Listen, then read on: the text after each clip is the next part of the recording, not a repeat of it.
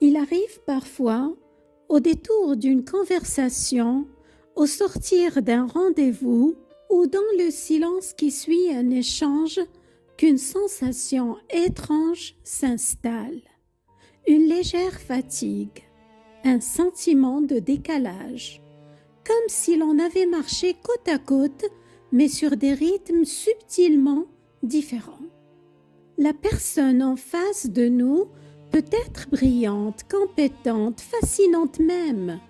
Pourtant, quelque chose résiste. On repart avec un goût de solitude ou avec l'impression d'avoir joué un rôle. C'est un malaise diffus qui n'enlève rien aux qualités de l'autre, mais qui pèse dans le cœur.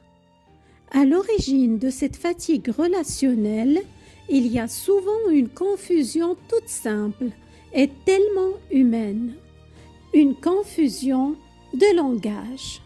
Nous confondons parfois deux langages fondamentaux qui structurent nos liens, le langage de l'utilité et le langage des valeurs. L'un parle à nos projets, à nos ambitions, à la surface des choses.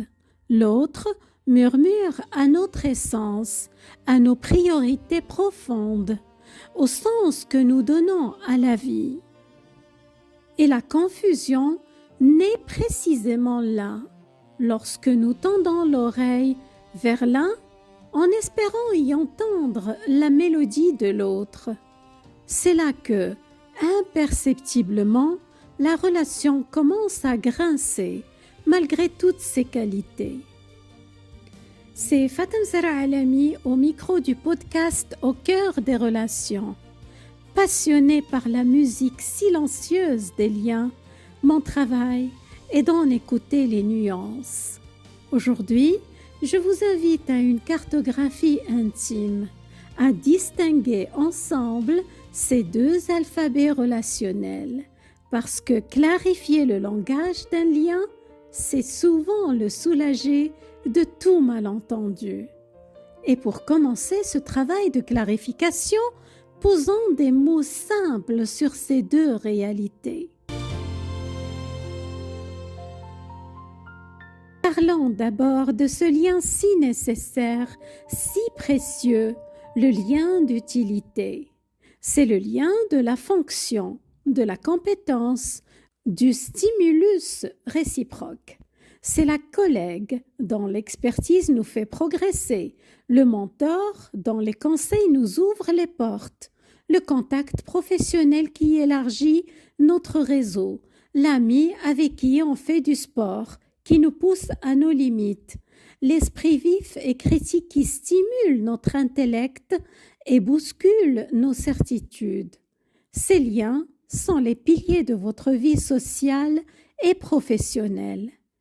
Ils nous font grandir, ils nous font avancer, ils nous challengent. Ils ont une place absolument légitime et même vitale. Il faut les célébrer pour ce qu'ils sont, des alliances merveilleuses sur le chemin de nos réalisations. Mais voici leurs limites naturelles, et c'est là que le piège peut se refermer doucement. Le lien d'utilité n'est pas conçu pour contenir l'intimité profonde. Le piège n'est pas ce lien. Le piège est d'y chercher ce qui ne contient pas, la résonance intime, le sentiment de se sentir compris dans son être et non seulement dans ses actions ou ses idées. On peut admirer un paysage sans vouloir y bâtir sa maison. On peut apprécier et même profondément respecter une personne pour ses qualités extraordinaires sans que nos mondes intérieurs résonnent sur la même fréquence.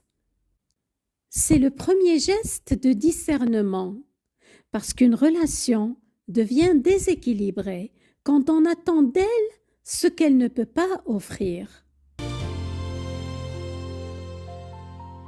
Et puis, il y a l'autre visage du lien, le lien de valeur. Celui-ci n'opère pas à la surface des choses, mais dans les profondeurs. C'est le lien de la résonance, une harmonie qui touche aux priorités existentielles, à la vision du monde, à une éthique partagée, au sens donné à la beauté, à la justice, à la vulnérabilité. C'est la personne avec qui on peut parler pendant des heures ou se taire sans gêne et où le silence a la même couleur. Avec elle, on a le sentiment d'être chez soi. On peut être authentique, sans phare, sans avoir besoin d'expliquer le fond de sa pensée. Ces liens-là, ils nourrissent plus qu'ils ne servent. Ils alimentent le monde intérieur. Ils sont une reconnaissance mutuelle de notre essence. Ils ne sont pas meilleurs que les liens d'utilité. Ils sont radicalement différents. Ils répondent à ce besoin humain fondamental de se sentir vu, compris et accepté au-delà de nos fonctions et de nos réussites. C'est dans la confusion de ces deux langages que naît la plupart de nos déséquilibres relationnels. Une relation devient douloureuse quand on attend d'elle ce qu'elle ne peut pas, par nature, nous offrir. Ainsi, nous souffrons quand nous attendons une écoute empathique et une loyauté inconditionnelle d'une personne dont la valeur première est l'efficacité et la réalisation personnelle. Nous sommes déçus quand nous cherchons une profondeur d'âme chez quelqu'un dont le génie est dans la superficialité brillante et le divertissement. Pensez à ces malentendus du quotidien. L'un scrute le monde avec méfiance, lisant chez les autres de mauvaises intentions cachées, l'autre avance avec une confiance bienveillante, présumant la bonne foi. Se parler, c'est comme échanger dans deux langues étrangères. Ou encore, quand l'un considère que parler des absents est une trahison de l'intégrité, l'autre y voit un jeu social anodin, voire un plaisir partagé.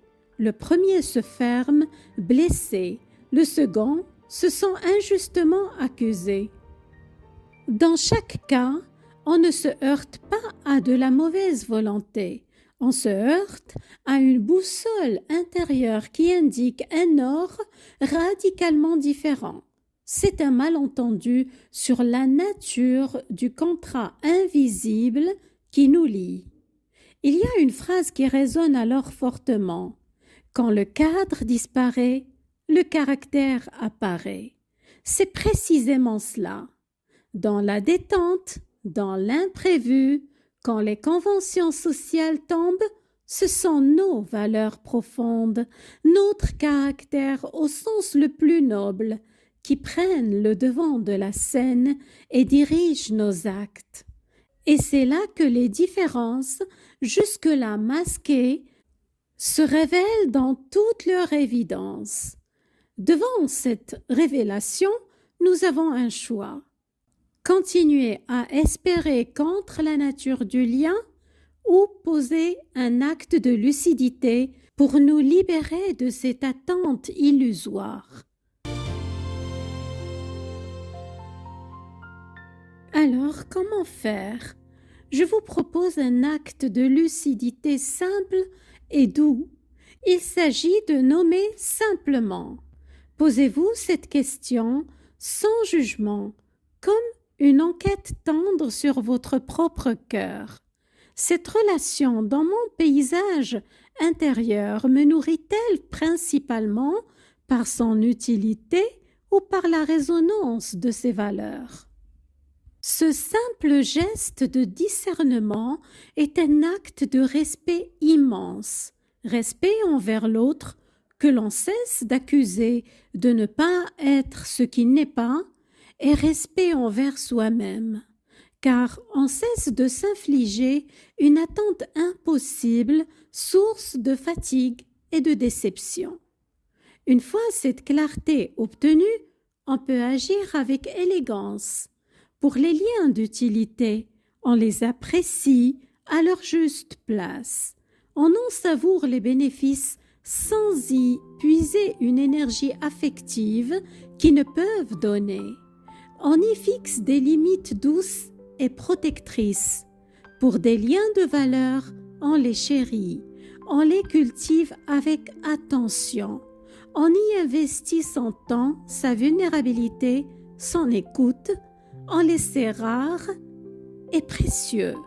Pour les liens en souffrance, on redéfinit les attentes avec douceur.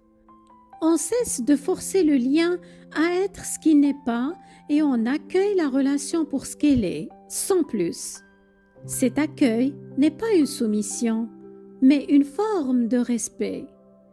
Respecter la vérité du lien nous permet en retour de respecter la vérité de nos propres valeurs en toute situation. Alors vient un passage nécessaire, mais souvent redouté, la coupure des attentes. Ce geste n'a rien d'un détachement froid ni d'un désintérêt. C'est une fin des projections affectives. On cesse doucement d'attendre que l'autre comprenne, change ou réponde à un besoin qu'il ne peut tout simplement pas entendre, car ce n'est pas le langage de ce lien-là. Et c'est souvent à ce moment précis, quand on pose cette limite douce, que la relation se transforme, qu'elle s'éloigne ou qu'elle révèle son vrai visage. Parce qu'alors, on pose une délimitation naturelle, et la réaction à cette limite est un révélateur puissant. Si la personne respecte, s'adapte, cherche à comprendre, le lien est ajustable, vivant. Il peut trouver une nouvelle forme plus juste. Si elle insiste, culpabilise, minimise votre ressenti, alors le déséquilibre se révèle au grand jour. Il n'était pas caché. Vous étiez juste occupé à espérer autre chose. C'est une question de respect, le respect de notre territoire intérieur. Et ce respect de notre territoire commence par l'écoute des signaux qu'il nous envoie. Parfois, une distance physique ou émotionnelle devient nécessaire et n'est pas une punition, mais un signal intérieur qu'il est urgent d'écouter. Comment ce signal se manifeste-t-il? Par un malaise récurrent après chaque échange, comme une ombre portée sur le quotidien, par une fatigue émotionnelle tenace, par cette impression sourde de se trahir en restant dans la conversation, en acquiesçant à des propos qui heurtent nos valeurs. La distance alors n'est pas un mur, c'est l'espace qui permet de revoir le lien à sa juste place. C'est un acte de grande intégrité envers soi et envers l'autre. Un acte qui libère de la déception chronique et qui permet aux relations de respirer à leur juste rythme. Car au fond, le plus beau lien que nous puissions cultiver est peut-être celui-ci, un rapport de vérité et de respect avec notre propre monde intérieur. Tout le reste en découle. Et c'est cette intégrité envers soi qui ouvre la voie à l'élégance du discernement dont nous parlions. Clarifier ainsi nos liens, ce n'est pas un jugement de valeur, ce n'est pas de la froideur calculatrice, c'est une cartographie intérieure, une lucidité qui permet la justesse. Imaginez votre monde relationnel comme une bibliothèque intime. Certains livres sont des outils de référence, des dictionnaires, des guides techniques. Ils sont précieux, indispensables. On les consulte avec gratitude pour un besoin précis. D'autres sont des romans-poèmes, des œuvres où chaque ligne résonne en vous, où vous vous retrouvez et vous comprenez mieux. L'art de vivre relationnel n'est pas de n'avoir que l'un ou l'autre. Il est de savoir quel livre ouvrir et à quel moment, selon le besoin de votre âme. Il est de ne plus chercher une réponse philosophique dans un manuel technique, ni une donnée précise dans un poème. Cette lucidité, finalement, est ce qui permet une présence plus vraie, plus légère. Elle est la condition de relations enfin ajustées à leur juste nature. Elle est le chemin vers un cœur moins fatigué, vers des liens enfin libres d'être ce qu'ils sont, des présences variées et merveilleuses sur le grand chemin de la vie. Et sur ce chemin, que chaque relation trouve enfin sa juste note dans la symphonie de votre vie. Et souvenez-vous, parfois, le geste le plus relationnel qui soit est un pas de recul pour mieux discerner la musique de son propre cœur. Merci de votre écoute si précieuse. Prenez bien soin de vous.